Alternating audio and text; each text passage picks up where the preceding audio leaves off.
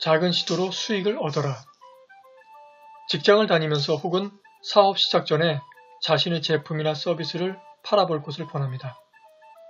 시제품이나 초기 버전의 제품도 괜찮습니다. 시장 조사에만 그치지 말고 직접 만들고 팔아 수익을 얻는 것이 필요합니다. 시장 조사 결과와는 전혀 다른 정보를 얻을 것입니다. 해보지 않은 사람은 모르는 실전 정보입니다. 저도 오픈 서베이를 통해 고객 설문조사와 시장 조사를 했는데 판매 결과와는 상당히 달랐습니다. 조사 당시 좋다, 필요하다, 구매하고 싶다라고만 했는데 실제 판매해보니 생각보다 매출이 일어나지 않았습니다. 그 결과 제품과 판매 방식에 변화를 주면서 문제를 풀어나갔습니다. 저와 같은 사례는 흔합니다.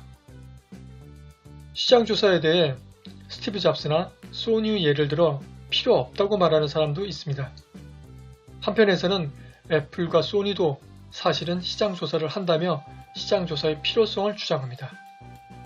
여기서 시장 조사에 대한 논쟁을 벌이자는 것은 아닙니다. 시장 조사는 필요합니다. 결과가 틀리게 나올지라도 나만의 전략을 가지고 있는 것이 없는 것보다 낫습니다.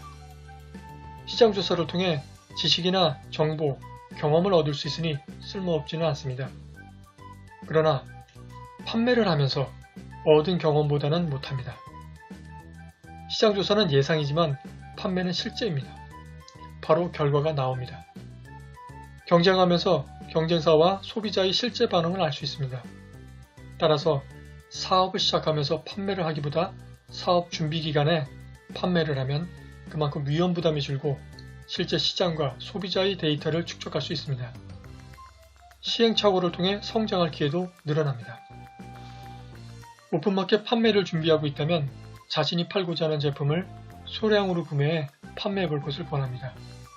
이익을 얻으면 좋겠지만 이런 마음은 접어두시고 이익보다는 이를 통해 팔릴 수 있는 적정한 가격을 산출하고 소비자가 원하는 것을 찾는 것이 중요합니다. 수익이 나는 상황을 점검하면서 버려야 할 상품과 가져가야 할 상품에 대한 선별이 가능해집니다.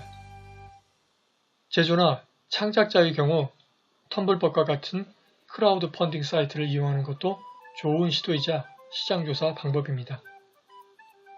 IT 업계에서 데모 버전을 출시하고 제조업체에서 초기 버전 상품을 내놓습니다.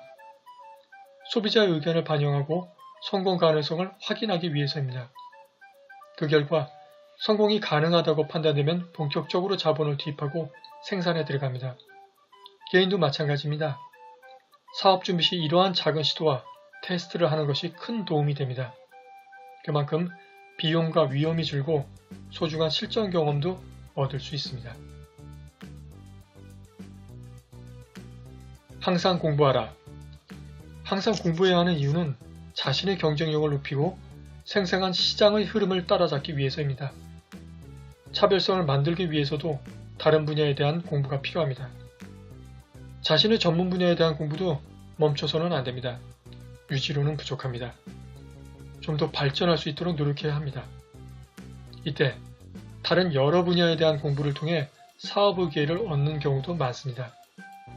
위기를 독서에서 얻은 아이디어로 해결하기도 합니다. 사업을 시작하면 판매에 상당한 시간을 쓰게 됩니다. 그런데 1인 기업의 경우 세금과 장부 정리에 판매보다 더 많은 시간이 들어가는 황당한 경험을 하게 됩니다. 전표 처리와 세법에 대해 조금만 알았더라면 이러한 시간 소모는 줄일 수 있었을 것입니다. 물론 세무사에게 맡기면 되겠지만 돈의 흐름과 세법을 모르는 사장은 여러모로 불리합니다. 사업을 시작하면 공부할 시간이 절대적으로 부족하게 됩니다. 그럼 시간은 언제 생길까요? 사업이 안정되면 생길 수 있겠지만 그때가 언제가 될지 모릅니다. 자신의 마음이 불안해 사업이 안정적이더라도 늘 멀었다고 생각해 일에만 매달릴지도 모릅니다.